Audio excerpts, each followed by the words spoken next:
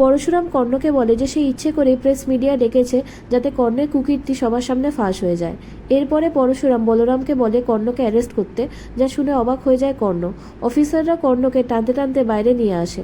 বাইরে প্রেস মিডিয়ার লোকজনের প্রশ্নমানের কাছে জেরবার হতে থাকে কর্ণ। হঠাৎ বলরামের কাছে হায়ার অথরিটি থেকে ফোন আসে আর বলে কর্ণের বেল হয়ে গেছে। বলরাম কর্ণকে ছেড়ে দিতে বাধ্য হয়, তবে আজ যা তার অপমান হলো তার জন্য সে পরশুরামকে ছেড়ে দেবে না এই হুঙ্কার দিয়ে যায় কর্ণ। যাই হোক, পরশুরাম এটাই চাইছিল যাতে বাইরের লোকের কাছে কর্ণের আসল মুখোশটা খুলে যায়। অন্যদিকে পিকু ফোনে কর্ণ চ্যাটার্জির অ্যারেস্ট হওয়ার ভিডিও দেখতে পায়। টোটিনিও সেটা দেখে আর অবাক হয়ে যায়। এরপরে টোটিনির কাছে কর্ণের কল আসে আর সে বলে, তোমার এফআইআরের ভিত্তিতে আজকে আমাকে 2 মিনিটের জন্য অ্যারেস্ট করা হয়েছিল। আমার পাওয়ার প্রতিপত্তি সব মাটিতে মিশে গেল।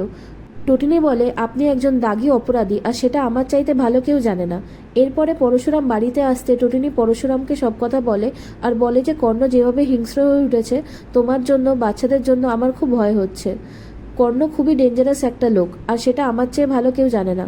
পরশুরাম তাকে জিজ্ঞাসা করে যে তুমি কি করে জানো। টোটিনি কথাটা এড়িয়ে যায়। এদিকে জিৎ সত্যজিৎকে জানায় যে টোটিনির এফআইআর আর নন্দিনীর আইনের মারপ্যাচের ওপর ভিত্তি করে কর্ণকে অ্যারেস্ট করা হয়েছিল, কিন্তু 2 মিনিট পরে তাকে ছেড়ে দেওয়া হয় তার পাওয়ারের জন্য।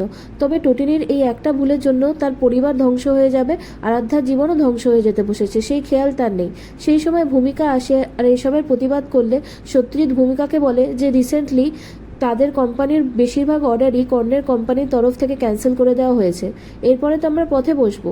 নন্দিনী সেখানে আসে আর বলে যে টোটিনির কোনো ক্ষতি হবে না আর কর্ণের মতো অপরাধী শাস্তি হবেই। এরপরে সত্যজিৎ টোটিনিকে কল করে আর বলে, তুমি এটা কেন করলে? কর্ণ এখন খোঁচা খাওয়া বাঘের মতো হিংস্র হয়ে উঠেছে। তোমার বাচ্চাদের কথা তো অন্তত ভাবতে পারতে। টোটিনি বলে, আমি অনেক সহ্য করেছি। কর্ণ আমাদেরকে দিনরাত শাসাতো, ঘরে বাইরে সব জায়গায় ক্ষতি করার চেষ্টা করত। তবে দুঃখ আমার একটাই যে আমার এই লড়াইয়ে আমি আমার ড্যাডিকে পাশে পাইনি। তবে কোনো ব্যাপার না, এই লড়াইটা আমি একাই লড়বো।